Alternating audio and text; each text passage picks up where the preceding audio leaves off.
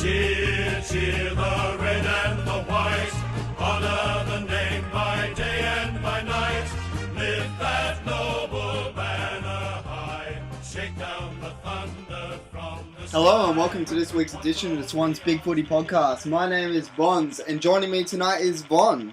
Hello. How's Punts. it going? And SM. It's good to be back, guys. How are you? Yeah, we're pretty good, thanks. Been missing you in the last few weeks, though. I'm sure you have, I can tell. I haven't. Yeah, it's run pretty smoothly without you. I wouldn't say A so. good joke to start off the segment, Bond. You're on fire tonight. I am. Now, we don't have a match to review this weekend, so we may as well go straight into a preview of the Geelong and Swans game. It's going to be an interesting matchup on Thursday night with the winner. I honestly believe that the winner of this match can actually shore up a top 4 spot at the end of the year. Vonn, do you want to give us your views on the match? Yeah, the way I see it is that it's one of those matches I'm not really sure how to read because on one hand, Geelong are coming off, I think, their third week of 6-day breaks and Sydney are coming off the bye. So I'll be interested to see the effect of that on both of the teams. I also really want to see how we respond, like in terms of it being Indigenous round and all of that. Like, I just think that there's been so much more media attention on Buddy and Goods and Jetta, and yeah, I think it'll be great to see how they perform in front of the SCG. And it's a pity it's a Thursday night. I'm not sure what kind of crowd we'll get for that, but it should be a really good game. And the two teams are so hard to split. Yeah. Okay, Punts, what are your views on the match? After watching the Geelong North game, obviously a few of their older brigade got in pretty good form with Bartel in the middle, Kelly, both having over 30 plus disposals and that allowed Selwood to stay forward a bit more. So the matchups will be probably interesting on the weekend with who goes to Selwood. Obviously, if he starts forward, I presume maybe Nick Smith or someone like that. But if he starts in the middle, maybe McGlynn. I also think Goods has got a big role this week. If Mackie takes him, he can't allow Mackie just to run off him and create up the ground, and also he hits the scoreboard too, Mackie. So we don't want him running off Goods and just causing havoc. So Goods has got a big role in that sense. Tom Hawkins is a big one for me. Obviously, he threw around the All-Australian fullback last year in Thompson, and Teddy's not much bigger than Thompson, so that's going to be an interesting battle. I think Laidler as a loose man down back is going to have to play a pretty big role on the weekend of either chopping off or just getting over to help out Teddy Richards. Same goes with Grundy, because they can't get him. You can't leave Ted Richards one-on-one with Hawkins, because I think he'll just get beaten every time. I personally think that Grundy's going to take Hawkins, actually. I don't know what your thoughts are about that. Yeah, that could be another matchup. Obviously Teddy will probably get first crack at him, I'd presume. And I think Grundy will go to McIntosh. Simpson will start ruck, I think. Obviously, that's another. Derek's is going to have to handle the number one role again, which I reckon he should be fine against Simpson and McIntosh.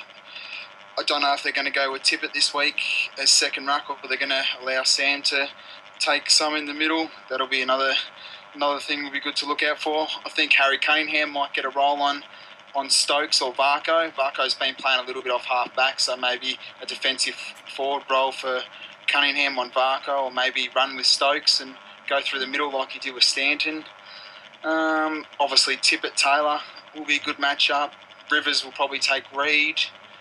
So there's a few good matchups, and obviously both teams are in form. I'm a bit worried about coming off the bye, obviously last year, and the slow start and all that sort of thing. But I think the boys will probably be a bit up and about after the bye, after what happened last year. So should be a really good contest. And obviously Lonigan's had the better of Buddy as well when Buddy was at Hawthorn. So hopefully Buddy can turn that around and get the better of Lonigan. I know he was concussed on the weekend, but I still think he should get up for the game. But yeah. Who do you see dropping out of the Geelong side after the weekend? They've got to bring in Johnson, obviously, after his suspension. Stringer. Lonigan, maybe? No, Lonigan they goes won't drop a concussed key in the second defender, and quarter. I agree with Punts. He should come back after the concussion. Okay. I wasn't sure how bad it was. Fair enough. Just quickly on the Grundy and Richards, who's going to play on Hawkins. I know that obviously one's going to start on the other, but I'll be extremely disappointed if we allow more than, I don't know, say 1 or 2 contests a quarter where it's actually 1-on-1. I really, really hope that either of them will support the other and, engage in a 1-on-1 mark, and you have the other come up as the third tall. But I could not imagine Richards or Grundy actually playing that well on Hawkins. He's just such a big body, and he's actually quite good off the mark as well. I would say just because he's quite decent off the mark, I prefer Richards on him.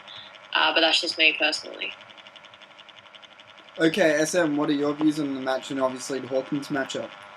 Yeah, well, I think Hawkins is the key because he's at the moment is the main forward. I think McIntosh does a serviceable job down there, and so does Murdoch. But at the end of the day, Hawkins is their key forward. He's got the strength to really outmuscle any of our key defenders in a 1-on-1. So I do agree with Vonn. I'd like to see basically the loose man going back and filling in the gap in front of him at any opportunity, whether that's Rampy or Laidler or Grundy and Richards supporting each other. I'm not sure, but I think I would probably start Teddy on him. I think Teddy's just got that extra bit of strength. Grundy doesn't do so well with the stronger key forwards. But if Teddy's struggling, perhaps we move Grundy onto it later on. But I do think guys like Selwood and Bartel are in some great form at the moment. So the midfield will be pretty key to who wins the match. But look, it's hard to go past us at the moment where we are in some good form. And the only thing that really comes into question is how we pull up after the bye, really. SM, with the Selwood matchup, do you believe Jack will run with him, or would you try using a Kennedy and try and force a head-to-head? I was going to say, I think I'd rather see Kennedy go to him and go with a head-to-head and see which can really come out on top, because I'd back Kennedy, really, and we could make Selwood a bit more accountable, I think, because Kennedy does have that strength in him to tag when necessary and to play that really defensive role. And I know Selwood does as well, but I'd back Kennedy in that as a head-to-head, I think. And it could free Jack up to maybe go on a Bartel or even go, pushing up the ground a bit more, I suppose. Okay, fair enough. Now, there are a few matchups that I'm a bit worried about on this weekend. The Selwood and Bartel ones are incredibly worrying for me, but the other one is if we do use Jack in the midfield, and I think we're going to have to on the weekend along with McGlynn, that means we're going to be short a real defensive forward against Enright and Varco. We've got Cunningham, obviously, who will take one of them, but that means either Enright or Varco are going to be free. How do you see that playing out? I guess you could have someone like Bird, perhaps, playing on Varco. But I don't know, maybe Varco's an interesting one because we don't. Maybe a Smith would take him, but Smith tends to go to Johnson, doesn't he? He will probably go to Johnson this weekend. Yeah. So Varco's the interesting one as well because it's hard to know how we'll go with that. Bird's the obvious choice, I think, as the other defensive forward if we wanted to play Cunningham and Bird as defensive forwards, I suppose. But I guess the other interesting question that you bring up with McGlynn is who do we drop for McGlynn? Would it be a straight swap for Brandon Jack? I think it has to be. I can't see anyone else out of the side coming out for him, and we've also got to try and fit in Tom Mitchell if it fits our balance. I'd be really, I guess, reluctant to do any major changes from our back line. For example, SM, when you were saying moving Cunningham as our defensive forward, I'm just kind of feeling like in the past few weeks the back line has really gelled, and I'd be a bit wary of upsetting that just to combat Varco. I think I kind of agree with you. Bird's probably our best option, even though I just don't think he has the speed to go with him. So he could definitely get burnt, but I don't know, I wouldn't want to move Cunningham up forward. Even if we bring in a Brandon Jack, I want to keep the structures that we have going, I think. Another one is Motlop. He got into a bit of form on the weekend too. I think Shaw, he played half forward on the weekend. I think Shaw will probably get Motlop, which is might be a little bit worrying. Shaw defensively hasn't been great this year at all. That's my opinion. And I think he's going to have to stick with Motlop hard. Otherwise, I think Motlop will bath him. He's really got to stick with him this weekend. He can't do another sinking game and just let him off the chain, because Motlop will hurt him tenfold. So that's another matchup that has to be looked at. But as you guys know, I don't think they're going to be able to tag everyone, so it's probably going to have to be the main guys. I don't think they'll tag Bartel. I don't think maybe Stokes, Kelly. In regards to the Bartel matchup, I actually can see McVeigh running off him. Yeah, I think McVeigh will start forward. I think Bartel will start forward as a marking option with Selwood and down forward to start off with. And I think they might run Guthrie, start off with Guthrie and Stokes and Kelly in the middle. I think also with Varco playing off half back, defensive forward role maybe goes to Bird or Caneham. So be interesting matchups. Obviously last year Selwood tore us apart in the third quarter and pretty much almost won the game off his own boot.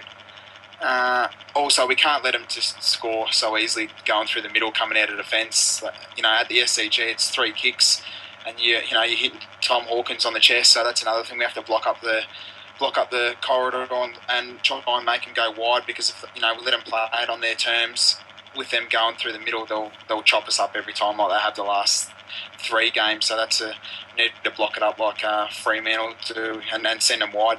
Try and create stoppages, because they're not the best team around stoppages. Geelong, they actually like to lose the stoppages and then set up from a turnover. So I think we can hurt them in the stoppages forward, all around the ground too. So that'll be interesting. Which way, who gets the advantages at the stoppages? Do you see anyone making way for Tom Mitchell this week? No, he doesn't fit the balance of the team. No, that's how I feel too. That's exactly how I feel. Unless he's improved his outside game and he can hit a target 15 metres away from him. No, I think Lloyd's. They've got the mixture right at the moment. They've got the inside players in Kennedy, Parker. Even McGlynn is a little bit inside.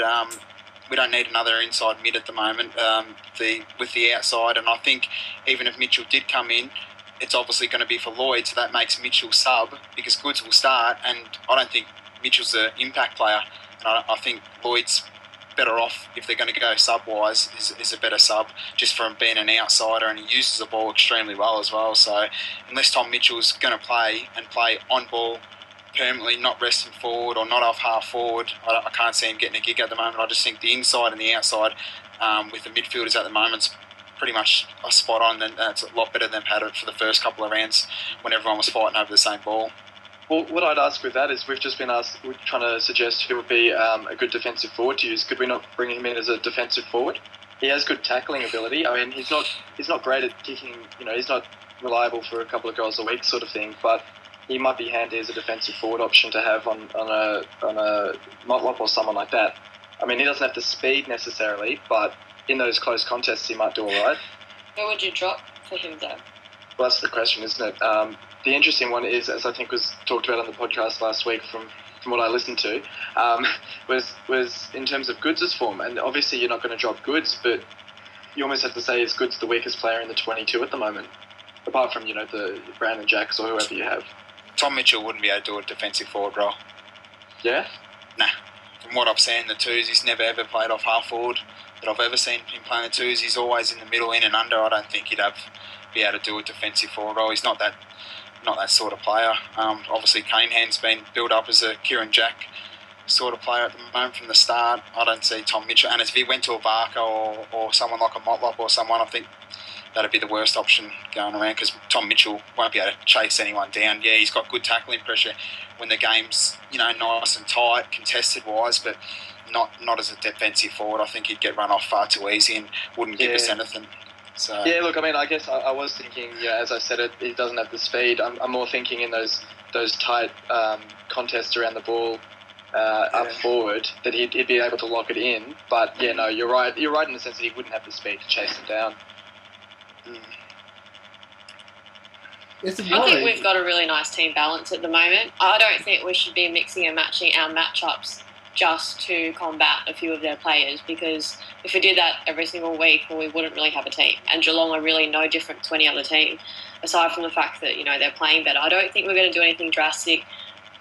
I kind of almost feel like Mitchell might get a sub or something. I know that he shouldn't, and I don't know who will go out for him, but the numbers he got, and I don't know, I just feel like the coaches, you'd think that they'd reward him, somewhat. I know it doesn't make logical sense, but that's kind of my gut feeling. I feel like he's going to come in for someone.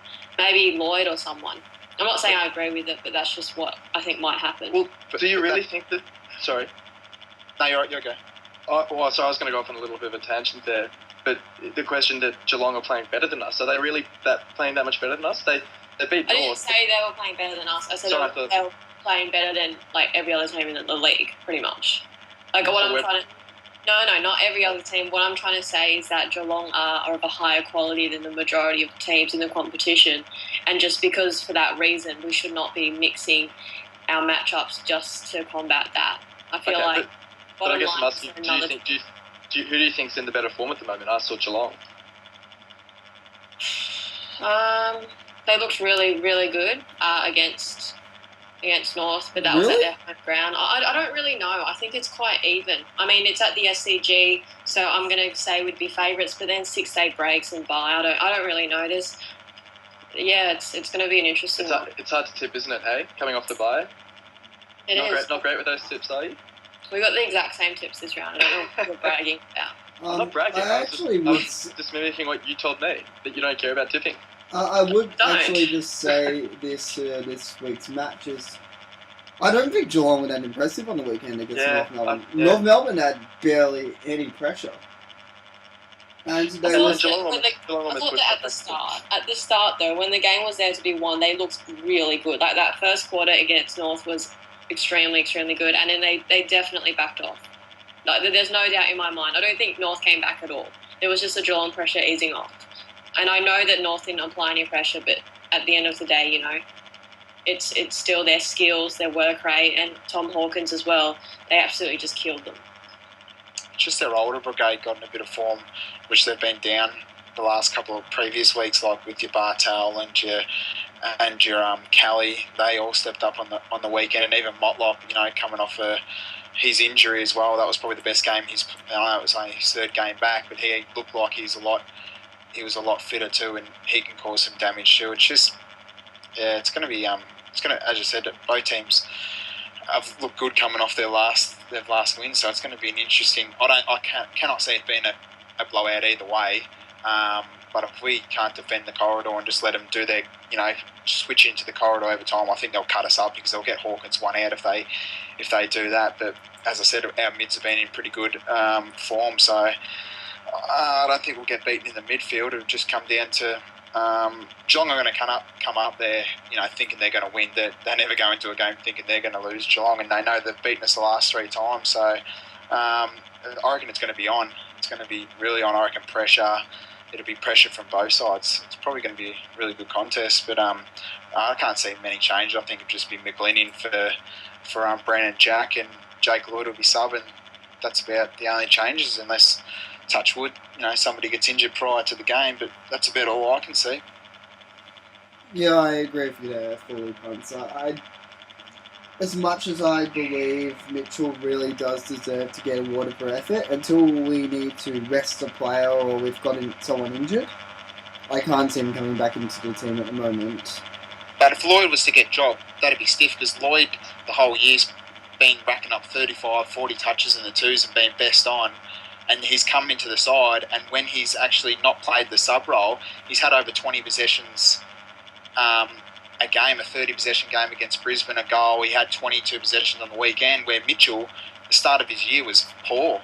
I don't think he had a real start to the year to the poor. So I know he had 64 possessions against Witches Hats, but I think he has to back up. Before the week prior to that, at ANZ, he only had 20 touches and he wasn't even in the best. So I understand, everyone raving on saying, he got 64 possessions on the weekend, but the week before he was poor, so I can't see why he should be automatically in over Lloyd, who's backed it up in the reserves, 5 or 6 games, 35 plus possessions, come in, and when he has played, not the sub, I know he'll probably get the sub role this week, but when he's played, the full game, he's got over 20 possessions each game and looked and, played beautifully. So why should he be the one that gets dropped? And, they're not going to drop Parker, Kennedy, any inside mid, so he'll just have to wait his turn. And that's just the way it is when sides are playing well. There's not much you can do about it. Do we honestly get to a point, though, where we start to question Goods' place in the team, or is Goods just a lock every week because it's Goods? He started off matches very well, so he hasn't really lost his touch. It's just his endurance doesn't appear to be quite there at the moment. I don't think he's actually been that bad. I wouldn't mind us having him as a sub, as seasons go on. Do we consider him as a super sub? Yeah, I'd like him as a sub. He'd be so pissed off. I don't think, that's exactly right. I don't think Goods seems to have more than a say than John Monmouth does around the club. But I can't see him being sub. I think he'll start. But the thing is, I don't think he's been good forward. I think he's lacking a little bit of, obviously fitness and his defensive pressure. I see a lot of, pointing going on and that sort of stuff. I'd rather him play. I know he might not be fit enough, but I'd rather see him off a wing and playing up the ground and getting involved up the ground. I just think him down forward, they're always sort of looking for Tippett and Buddy. I know he can play that role where he takes a defender away, but as you said, he's almost, if he's not getting a kick forward, well, let's move him up the ground and see how he runs out of game, because I just think at the moment forward's not his go. The other thing is, I think that in the round 1 game against GWS, Ryan O'Keefe was called as an emergency. I think that just kind of shows that Longmire's willing to make the hard calls. So if it got to that point where Goods was, that much of a detriment to the team, I actually think Goods would either put up his own hand and step down, or Longmire would drop him, for the benefit of the team, because he's shown, Ryan O'Keefe is a pretty big Swans legend as well. He's not some rookie. So but I don't think it'll come to that at all. I don't think he's been that bad. Yeah, one thing that's on Goods' side is that he always starts slow. He's never really come, the last 4 or 5 years, he's never come back in and gone bang. So I think that's what they're thinking is, that's just, he has been out for 10 months. So I think they're just going to bide their time, because they know that he always does start slow. I remember in 2012 when he went out with that quad and came back, it almost took him to the finals in that Adelaide game to get going again, 4 or 5, 6 games before he even got going again. Then, look what happened in the finals. He turned it on. So I think they'll persist with him. What do you guys think? Do you guys think he's been that bad? I thought he's been okay. He's been okay. I think he's been fine. He was very good against Brisbane. He was great when he came on against Melbourne. Yes, he ran out of puff pretty quickly against Essendon, but we had other forward options, and I think he still performed his role. But I would still say that he's probably one of the weaker players in the 22 at the moment. If you're looking at, the team's been in pretty good form, but if you're looking at players to drop and you were rating people on their performances, he wouldn't be near the top. He wouldn't be, no. I think he'd be the ideal sub until he gets more endurance, but it's the type of player you can't drop. When he will come good again this year. Yeah, and that's what I was saying. He basically can't get dropped because of who he is, but it just means then it's even tougher for guys like Mitchell to break into the team. But the thing is, it makes me think. Today I was watching the Western Bulldogs game, and John Syracuse was sub, and he's been in and out of the side and starting as sub, and he's such a Bulldogs legend and all of that as well. And when he comes on, he looks so classy, so experienced, and I know that's obviously accentuated by the fact they have a young team, but it might be a wise idea to maybe start managing Goods' time, because then maybe he can play that role for us in the future. Prolong his career as a sub. But they have to play him at the moment, I think, to get his endurance up. I don't know if the other way around will get his endurance up coming on for a fourth quarter. So that might be an issue as well, you know what I mean? You can't get your endurance up at training. So the only way to do it is game simulation. So I think maybe that's why they haven't gone with the other way around. I think they're just trying to get as much minutes into him as they can, get his fitness up, and then you might see him move from the forward line up onto the wing on ball. Once he does get his endurance up, because if he does go back to being sub, well, one quarter, is not going to get his endurance up very quick. So maybe that's another reason why they're doing it. That's fair enough. Now, going on a bit from the match, I do want to bring up one thing. It's still related. What are your thoughts on the Aboriginal jumper we're wearing this weekend? I honestly don't like the fact that we've changed the colours of our jumper to red and light blue with a bit of white. Personally, I don't agree with it. SM, I believe you have some views on this? Yeah. I'm not a huge fan of it either. I do like the idea of the round in one sense, but I can also understand the perspective that having a round dedicated to Indigenous people is somewhat setting them apart, when the whole idea of it is more to be inclusive. And having these special one-off jumpers seems to me more to be a money-making exercise than to have any sort of actual significance behind it. I do like that it was Goods' mother who's designed it, so I do like that there's that touch. So you can't be too critical of it, I suppose, given the context of it all.